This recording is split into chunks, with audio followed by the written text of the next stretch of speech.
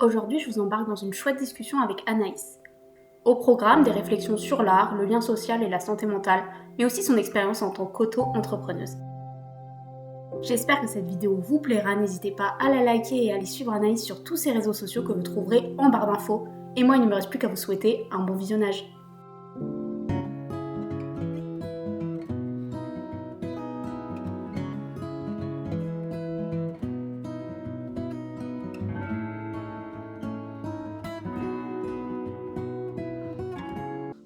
Je suis avec Anaïs. C'est peut-être le moment de t'introduire Oui, et alors... de te présenter. Oui, alors du coup, moi je fais partie de la société secrète des copines extraordinaires. Donc, Je suis dedans. dont il y a, enfin, pour citer quelques exemples de personnes qui sont sur les réseaux, parce que les autres, je sais pas si elles veulent être mentionnées, mais du coup, il y a Kia, de Kia Toulu. On met la chaîne dans le petit i. Il y a Neida, qui fait partie aussi de ça, donc il y a une chaîne Booktube. Chaîne dans le petit i. Il y a Chloé aussi. Et il y a notre Resta, il y a Lilia. Ouais, lire Mais avec qui est au Lilia. même niveau que nous. Enfin, on la traite pareil, mais du coup, c'est notre star. Et sinon, il y a plein d'autres personnes, mais juste, elles n'ont pas de contenu sur Internet, donc on va pas les citer. Et en fait, j'ai rencontré Lia ici. Et moi, je m'appelle Enya sur les réseaux, et en ref à Anastasia, pour ceux qui l'ont. En gros, moi, je suis indépendante, donc je suis une personne à mon compte. Alors, l'entreprise la présenterai plus tard, parce que c'est un peu long. J'ai un média qui s'appelle Aldeia, qui est un média d'éducation populaire, qui a pour objectif de rendre accessibles les sciences sociales. Voilà. Ok, très bien. Donc tu as ton compte. Est-ce que tu peux un peu expliquer d'où ça vient, c'est quoi ta démarche, quel est le public? Ouais, la démarche, alors elle remonte à très loin pour être honnête, parce que à la base, quand j'avais fini mon premier master, donc j'avais 24 ans, j'avais comme objectif de créer une association en lien avec le journaling. Je vais vous montrer parce que c'est très dur à expliquer, c'est mieux à montrer. On montre des créations artistiques, j'espère que vous êtes férus. C'est trop beau. Tu veux un moi en particulier? Non, en vrai, celui-là, il est trop mime, je trouve. Ouais. Alors du coup, par exemple, le journaling, c'est ça. Alors moi, j'utilise un bullet journal. Et en fait, du coup, dedans, il y a donc à peu près toute ma vie. Mais qui est simple. Donc là, j'utilise notamment cette partie-là. Là, c'est quand je me sens par jour. Donc ça laisse les thématiques d'octobre. Donc c'est pour ça qu'il y a des fantômes partout. Là, c'est les sports. Là, c'est comment j'ai dormi, grosso modo. Et là, c'est mes crises d'angoisse. Vous voyez, en octobre, il y en a quand même pas mal. Là, c'est pour mes règles, perso. Là, c'est les anniversaires. Là, c'est les mots de mes potes. Et puis là, il y a une partie pour que j'écrive un peu. Et du coup, c'est parti de là. Et à la base, en fait, c'est parce que moi, quand j'ai fini mes études, mais ça, on pourra peut-être partager. Enfin, ça, je pense que c'est partagé par tout le monde. En fait, tu te retrouves sans rien, sans rentrée, sans rien. Tu sais pas quoi faire de ta vie. Et je me suis dit, en fait, ce serait cool qu'on fasse un truc, qu'on puisse créer des choses ensemble et que ça puisse aider les gens. Il se trouve que j'ai jamais réussi à déposer les statuts. Ça, c'est la petite anecdote. Puis après, il a fallu que je bosse. Donc, j'ai commencé à être animatrice. Ça s'est très mal passé parce que commencer à bosser en 2020, c'est très très Vous difficile. étiez là, on était là. Ouais, c'est-à-dire que j'ai été animatrice en distanciel. Je sais pas si on se rend compte, mais du coup, je faisais de l'animation en visio. Donc, c'était très particulier. Moi, ça m'a pas convaincue du tout. Sachant que moi, j'aime beaucoup l'animation. J'en ai fait un peu toute ma vie, parce que, en fait, moi, dans mon quartier, c'était les plus grands qui s'occupaient des plus petits. Donc, il y avait une question d'entraide. Il se trouve que j'étais la plus grande très rapidement. J'avais 8 ans. Donc, du coup, en fait, pour moi, je comprends pas la question des groupes par âge. Pour moi, ça devrait être des groupes par intérêt. Mais c'est ma question, enfin voilà, c'est une question que j'ai. Pour moi, je trouve que l'intergénérationnel, c'est ce qui est très important, parce que moi, c'est ce que j'ai vécu. Du coup, donc là, il y a ça. Et ensuite, je suis devenue TISF. Alors, TISF, qu'est-ce que c'est? C'est les ancêtres des travailleuses familiales, et c'est des techniciennes d'intervention sociale et familiale. J'ai fait tout un podcast sur l'histoire des TISF, et qui s'appelle l'histoire des serpillothérapeutes. Et le principe des TISF, c'est quoi? C'est en fait, vous êtes dans le quotidien d'une personne qui a un grand changement dans sa vie. Donc ça peut être la naissance d'un gamin, ça peut être la perte d'un proche, mais ça peut être, et c'était surtout le cas dans mon cadre à moi, j'étais surtout dans le cadre de missions de protection de l'enfance. Donc du coup, moi, il y avait souvent la question du placement. Donc soit il y avait une question de est-ce qu'on place ou pas le gamin. Faut savoir que c'était pas moi qui étais à l'initiative des placements, mais nous, on a un avis à donner. Et en fait, j'ai remarqué que dans les interventions, en fait, les gens, quand ils te racontent des trucs, c'est pas quand tu es face à eux, et que tu leur dis bon bah vas-y, c'est quoi votre problème? Ouais. C'est en fait tu vas l'aider à faire la vaisselle, ou tu vas faire du tri, et là ils vont te raconter des dingueries, mais pas forcément des dingueries qui méritent que des gosses soient placés, mais des dingueries du fait, bah en fait il s'est passé ça dans mon parcours d'immigration, il s'est passé ça, etc. Et en fait c'est dans ces moments-là qu'après on déclenche des trucs du type, je sais que j'avais déjà fait des demandes d'aide sociale spécifiques pour un type de problématique qui a été déclarée alors qu'on était en train de faire le ménage, tu vois. Ouais, mais c'est ça. En fait, quand tu vas en comptable ou même par exemple quand tu mets des personnes devant des psychologues ou devant des professionnels, ils vont pas forcément savoir quoi dire, être à l'aise, etc. Alors que quand tu passes par autre chose, que ce soit des gestes du quotidien, etc., c'est là où tu vas plus en parler. fait, le principe de TISF, alors elles sont pas thérapeutes et je trouve que c'est un tort parce que ça existe, en fait ça utilise le principe de la thérapie sociale qui est de en fait on va faire des trucs ensemble et c'est comme ça qu'on va découvrir et on va peut-être se soigner. Enfin, si tant est qu'il y a quelque chose à soigner. Mais le soin, c'est quelque chose d'extrêmement large. C'est les thématiques du care. Le care, quand il est bien fait, en fait, on le voit pas. C'est comme les personnes qui font le ménage. En fait, on va constater quand il est pas fait, mais on va pas constater quand il est fait. C'est venu de là, et il se trouve que en 2024, j'ai eu une période très compliquée. Alors, j'ai eu 3-4 ans où ça a été très difficile. Je me suis beaucoup reconnue dans les familles que j'accompagnais d'ailleurs à l'époque. J'ai eu une errance administrative du fait de plein de choses, mais en grande partie, enfin ce que je peux parler autour de moi, c'est parce que du coup, on a découvert que j'étais dyspraxique. J'ai aussi développé une énorme dépression à l'époque, dont je me soigne encore aujourd'hui. J'ai ce qu'on appelle une dépression traumatique, une dyspraxie, qui est des problèmes de coordination, de repérage dans l'espace, qui est compliqué quand t'es ISF, parce que du coup t'es au domicile, donc t'as une ville le matin et une ville l'après-midi. Donc je me paumais très souvent. Mais du coup maintenant je sais quand même me débrouiller dans beaucoup de choses. Et puis t'as aussi un souci de praticité, dans le sens où moi, je peux casser des choses très facilement. Typiquement, c'est les gens qu'on dit dans l'école, il fait pas attention, il est étourdi. Très souvent, des fois, c'est des dyspraxiques. Moi, c'était mon cas. Et en fait, ça paraît un handicap qui est pas emmerdant, qui est juste rigolo. Mais en fait, c'est très chiant parce que tu tombes souvent. Moi, mon pire ennemi, c'est les lacets, les ciseaux. Enfin, voilà, il y a plein de choses comme ça. Et il y a... Donc, du coup, ça, c'est la dyspraxie. Et pour ma dépression, j'ai développé 2 choses. Donc, la dépression traumatique et ce qu'on appelle aussi le traumatisme vicariant, qui est un traumatisme qui touche souvent les travailleurs sociaux, dont on parle très peu, qui est quand t'es face à des choses extrêmement violentes et que t'as pas forcément de suivi psychologique adapté, parce que c'est un métier qui est très difficile. C'est quand tu te retrouves face à des gens qui ont des problématiques de vie qui des fois te rappellent les tiennes, ou des fois qui te les rappellent pas, mais juste elles sont extrêmement difficiles à tanker, et en fait, toi t'as pas un suivi adapté, et en fait tu te retrouves un peu à te dire, en fait je suis comme ces gens. Je sais pas comment expliquer, mais c'est un peu ça. Ouais, tu vas t'identifier, ça va être un peu le côté éponge de... C'est ça, j'en vois beaucoup d'amour, particulièrement au TISF, parce c'est un métier qui est pas connu, donc il y a encore d'autres problèmes avec ça. Moi, je devais passer mon temps à expliquer mon métier. En fait, quand t'es TISF, tu te retrouves beaucoup avec du mépris de classe.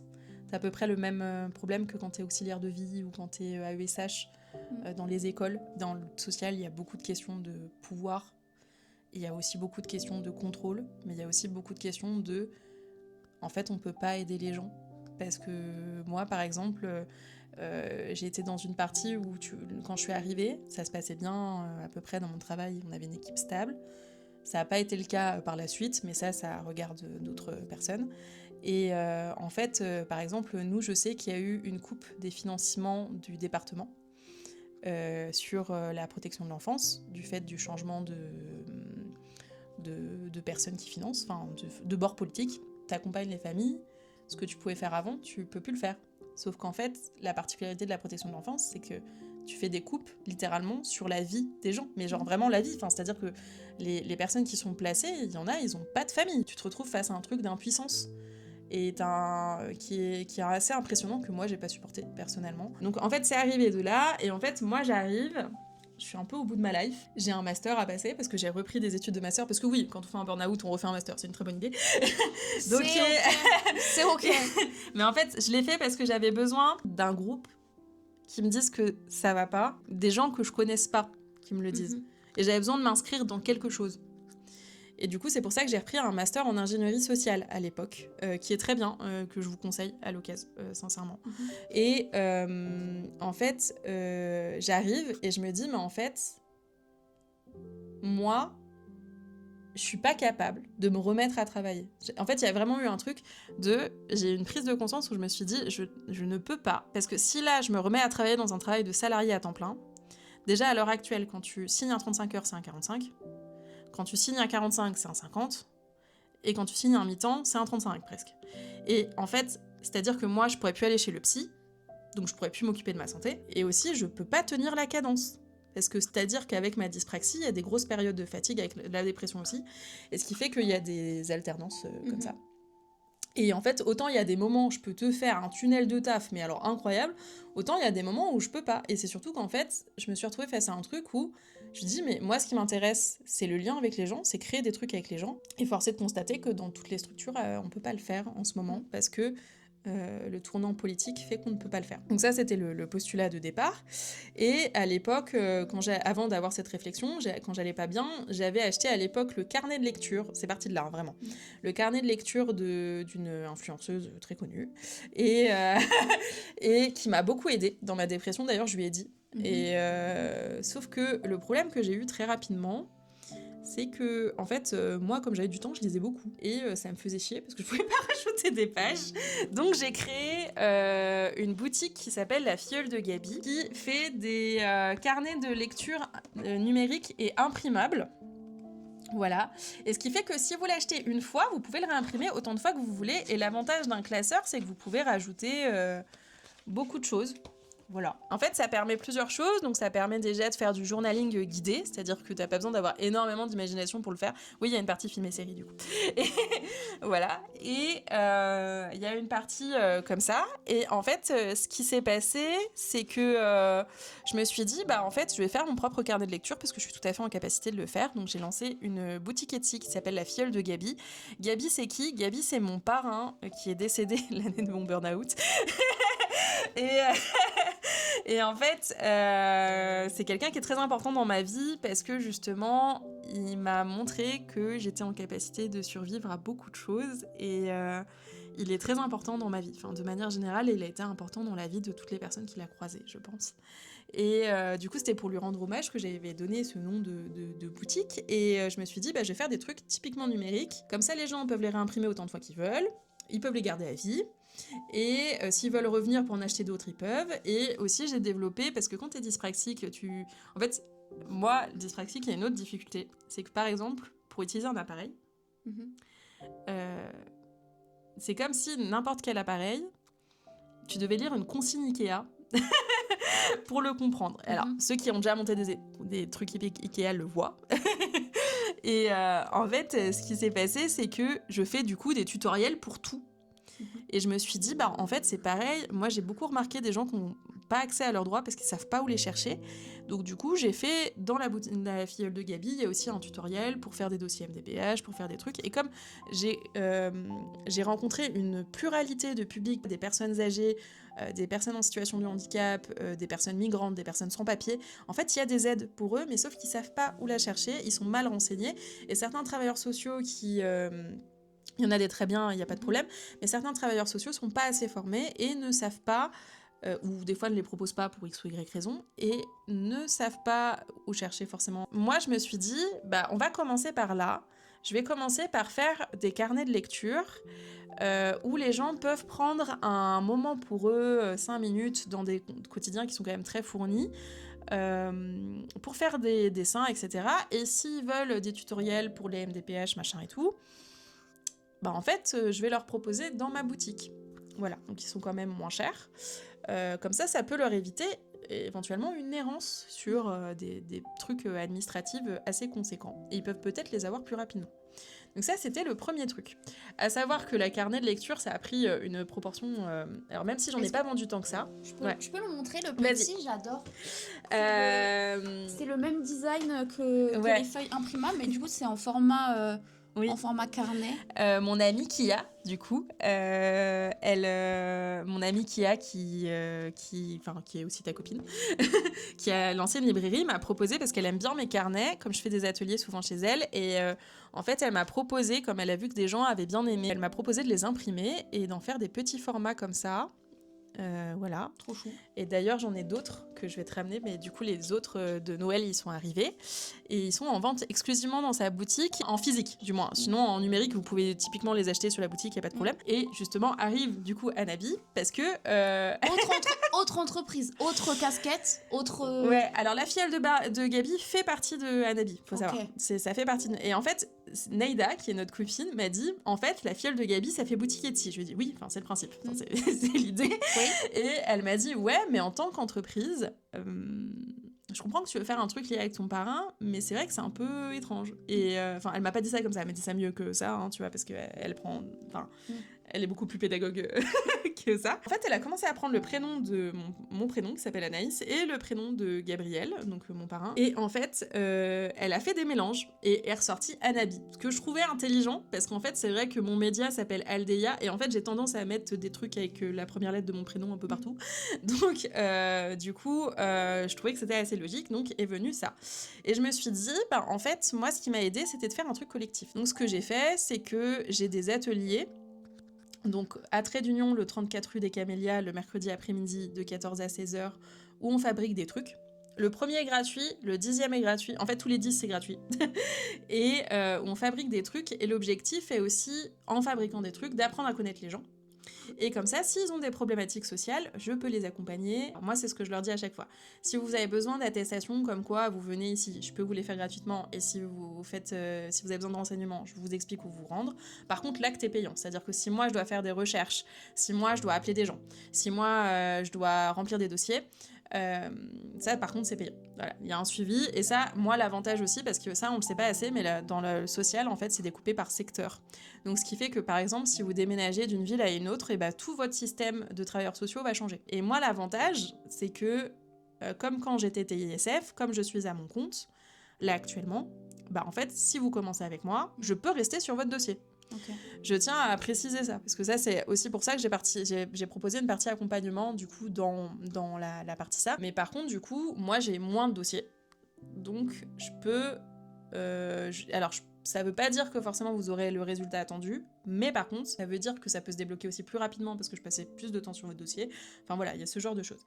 Et du coup les ateliers, c'était l'idée qu'on fabrique des choses ensemble. L'idée n'est pas que ce soit beau, et que ce soit aussi du matériel de récup, ou de actions, enfin des choses qui sont quand même assez trouvables facilement, parce que déjà on peut faire pas mal de trucs créatifs avec pas grand chose, et aussi bah en fait c'est con à dire, mais si moi qui suis dyspraxique j'arrive à le faire alors que j'ai des problèmes de coordination, c'est que c'est accessible à beaucoup de monde. Je dis pas que c'est accessible à tout le monde, parce que c'est pas le cas.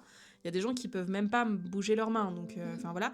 Et on a un programme, que ce soit avec la librairie de Kia, mais avec Trait d'Union, qui m'a donné aussi ma chance en bas. Le prix est de 15 € par personne et par jour où vous venez. Et il y a un prix spécial pour les personnes donc soit étudiants, soit qui ont des aides sociales en fait de manière générale, qui est de 7 €. Alors c'est quand même une somme, je l'accorde, mais il faut quand même payer le matériel. Je vous avoue. Et comme autre mission, je fais des missions de com par moment. Donc par exemple là, parce que j'ai été repérée pour mes visuels et mes affiches. En fait, je suis très bonne pour vulgariser des trucs, du coup, puisque je suis obligée de faire des tutoriels doucement. Donc, du coup là, pour une avocate, j'avais dû faire une vulgarisation de documents sur WordPress, et je fais une formation là-dessus. Je suis aussi secouriste en santé mentale, donc ça depuis très récent, et je pense que je deviendrai formatrice en santé mentale. Je vais aussi proposer des formations avec PSSM France, si ça se passe bien. Alors ça, c'est hypothétique, je l'ai dit, mais du coup, ce serait l'idée que ça et la boutique financent les ateliers pour des personnes, du coup, qui sont isolées socialement. Moi, j'ai pas de tranche d'âge, ce que je dis juste, c'est que si les personnes ont moins de 7 ans, je demande qu'elles viennent avec leurs parents, parce que ça demande quand même beaucoup plus d'être beaucoup plus présent. Et je peux pas gérer un groupe avec un petit, sinon c'est difficile.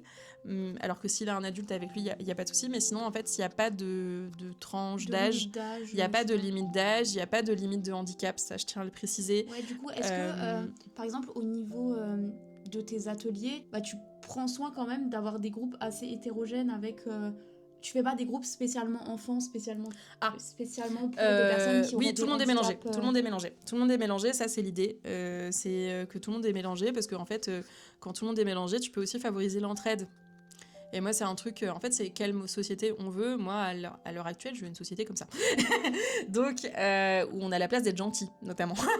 Et on se fait pas harceler quand on l'est. Donc, l'idée, c'est que les gens puissent s'entraider aussi. Moi, j'ai bien aimé... Alors tu me l'as dit plusieurs fois, t'as dit genre je crée du lien. Ouais. On crée du lien en créant des trucs et je trouve ça... Bah, en fait, on fabrique des trucs en créant du lien. C'est ça notre adage. J'avais rien compris. Le lien, ça se fabrique. Et aussi, l'avantage des ateliers, c'est que comme tu fabriques des trucs, t'es pas obligé de parler. Tu vois, par exemple, je sais que j'ai un proche qui parle pas du tout français qui est venu en atelier.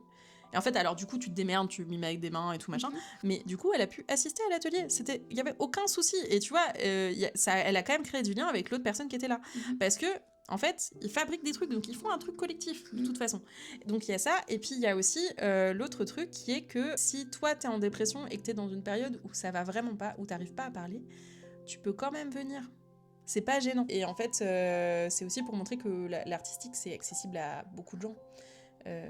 En fait, ça sert à rien de dire à quelqu'un faut qu'on fasse du beau, parce que moi je sais que j'avais fait un boulot à un moment donné où justement ça se passait mal parce que j'étais coordinatrice, j'étais dyspraxique mais j'étais pas diagnostiquée à l'époque, et on m'avait dit bah ouais mais là ce qui est fait c'est pas beau. Mais en fait le beau c'est subjectif, enfin franchement c'est subjectif. Et ça dépend où vous le foutez en fait votre beau. Surtout que, enfin je sais pas, c'est pas forcément la fin en soi à chaque fois. Je sais que moi ce que j'aime bien, par exemple dans ton carnet de lecture etc, c'est que moi je me mets souvent la pression justement à ce que ce soit beau, à ce que ce soit bien fait, et du coup je sais que il y a pas mal de fois où je me suis privée de faire des ateliers créatifs parce que c'était dans des environnements où en fait il fallait faire le truc hyper clean, fallait faire un truc hyper beau, hyper standardisé, genre ne mets pas cette couleur avec cette couleur parce que... Justement, en fait, moi, le principe de ces ateliers, c'est de pas les faire comme ça. Parce que moi, justement, je suis dyspraxique et ça sera jamais parfait. Enfin, franchement, je peux pas faire un truc standardisé, ça marche pas. Il y avait un mec, alors je sais plus dans quelle interview et tout, mais il avait dit mais moi, si je dessine bien, c'est juste parce que, en fait, j'ai pris un crayon et juste j'allais pas bien, donc j'ai dessiné tous les jours. Donc maintenant j'ai ce qu'on appelle un niveau de dessin beau. Mais en fait avant ils dessinaient et il n'y avait pas de raison. Enfin, si vous regardez les enfants en général, les tout petits, ils se posent pas la question. Alors pourtant je suis désolée, ils font des gribouillages des fois. Enfin moi j'avais mes nièces quand elles étaient petites, elles me disaient que c'était une poule. Enfin je ne reconnais pas la poule. Enfin on a tous des gamins de 3 ans qu'on a vus qui ont fait des trucs comme ça. Et pourtant ils s'en fichent. Ils se sont éclatés en ils font des dans leurs trucs et tout. Enfin, ils en ont rien à carrer. Et franchement, je trouve qu'on a beaucoup à apprendre des enfants là-dessus. Et ils veulent faire quelque chose de leurs mains. Et là, c'est l'idée. Et quand ça va pas dans la tête, ça aide beaucoup de faire un truc de ses mains. Franchement. Ça évite de trop réfléchir, etc. Ça évite de trop réfléchir. Et alors, il y a une autre particularité dans ces carnets, c'est qu'ils sont petits. Du coup, en fait, t'as pas besoin d'être un énorme lecteur pour le faire. Donc, la version imprimée, du moins, parce que l'autre version, vous imprimez ce que vous voulez. Mais il est aussi vachement utile quand vous avez des ados ou des enfants qui doivent faire des fiches de lecture, parce que du coup, il y a le patron qui est là. Et ça permet du coup justement que chacun puisse faire des fiches de lecture à l'école et qu'on lui pose pas trop de questions, en fait, qu'on lui mette pas en question sa mise en page. Voilà. Ça sert aussi à ça. Ouais, c'est trop cool. Et du coup, tu vas pas te sentir mal, genre en mode il faut que je le remplisse, etc. Parce que les carnets de lecture qui sont comme ça, et en mode en fait, moi j'ai rempli que 2 pages. Et puis vous pouvez le transporter assez facilement, vous voyez, les petits. Bon, ça par contre, c'est un peu plus compliqué à transporter, ça c'est sûr. mais par contre, c'est vrai que l'avantage, c'est qu'une fois que vous l'avez, vous l'imprimez et puis c'est tout. Mais aussi, j'ai une copine qui l'utilise sur tablette. En fait, elle complète sur tablette avec son stylo. C'est hyper pratique. Dessus. Trop cool. Est-ce qu'on s'arrêterait pas là pour ce rush et peut-être, je sais pas, faire un format réel ou un truc comme ça pour ta bibliothèque? Bon, comme tu veux, parce que moi je peux te parler de pourquoi il y a les étages, je sais pas si ça rentre dans les réels. On verra. Et il se trouve qu'à ce moment-là, on a encore tourné pendant un bon moment devant sa bibliothèque. Alors si jamais la pile à lire, mais aussi les meilleures lectures d'Anaïs vous intéressent, n'hésitez pas à aller voir mon vlog à Paris. On se retrouve bientôt dans une prochaine vidéo. D'ici là, je vous souhaite de très très belles lectures, une bonne soirée et une bonne journée. Et je vous dis à bientôt. Salut!